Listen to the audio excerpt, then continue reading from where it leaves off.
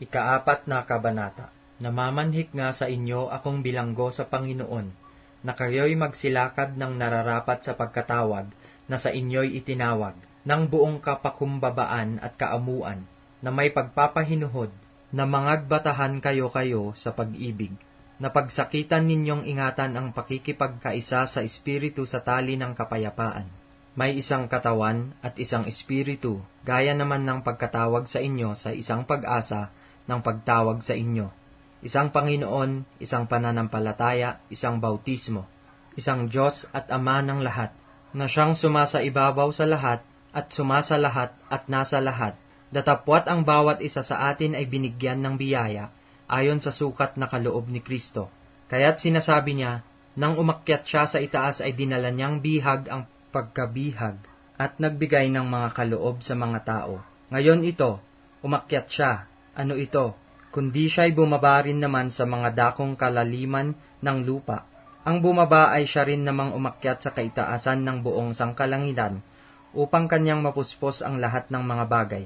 At pinagkalooban niya ang mga iba na maging mga apostol, at ang mga iba'y propeta, at ang mga iba'y ebanghelista, at ang mga iba'y pastor at mga guro, sa ikasasakdal ng mga banal, sa gawaing paglilingkod, sa ikatitibay ng katawan ni Kristo, hanggang sa abutin nating lahat ang pagkakaisa ng pananampalataya at ang pagkakakilala sa anak ng Diyos, hanggang sa lubos na paglaki ng tao, hanggang sa sukat ng pangangatawan ng kapuspusan ni Kristo, upang tayo'y huwag nang maging mga bata pa, na nagpapahapay dito't doon at dinadala sa magkabi-kabila ng lahat ng hangin ng aral, sa pamamagitan ng mga daya ng mga tao, sa katusuhan ayon sa mga lalang ng kamalian, kundi sa pagsasalita ng katotohanan na may pag-ibig, ay mangagsilaki sa lahat ng mga bagay sa Kanya, na siyang Pangulo sa makatuwid bagay si Kristo, na dahil sa Kanya'y ang buong katawan na nakalapat na mabuti, at nagkakalakip sa pamamagitan ng tulong ng bawat kasukasuan,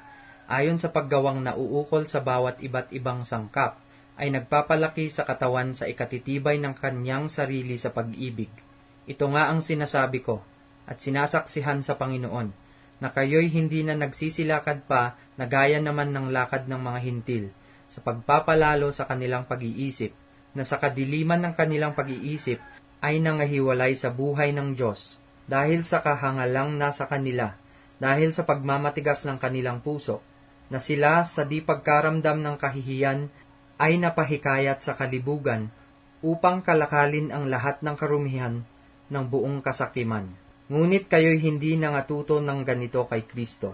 Kung tunay na siya'y inyong pinakinggan, at kayo'y tinuruan sa Kanya, gaya ng katotohanan na kay Jesus, at inyong iwan tungkol sa paraan ng inyong pamumuhay na nakaraan, ang dating pagkatao, na sumama ng sumama ayon sa mga kahalayan ng pagdaraya, at kayo'y mangagbago sa espiritu ng inyong pag-iisip, at kayo'y mangagbihis ng bagong pagkatao na ayon sa Diyos ay nilalang sa katuwiran at sa kabanalan ng katotohanan. Kaya nga, pagkatakwil ng kasinungalingan, ay magsasalita ang bawat isa sa inyo ng katotohanan sa kanyang kapwa, sapagkat tayo'y mga sangkap na isa't isa sa atin. Kayo'y mga galit at huwag kayong mga kasala. Huwag lumubog ang araw sa inyong galit. Ni bigyan daan man ang dyablo. Ang nagnanakaw ay huwag nang magnakaw pa. Bagkus magpagal na igawa ang kanyang mga kamay ng mabuting bagay, upang siya'y may maibigay sa nangangailangan. Anumang salitang mahalay ay huwag lumabas sa inyong bibig, kundi ang mabuting ikatitibay ayon sa pangangailangan, upang makinabang ng biyaya ang mga nagsisipakinig. At huwag ninyong pighatiin ang Espiritu Santo ng Diyos, na sa Kanya kayo'y tinatakan hanggang sa kaarawan ng pagkatubos.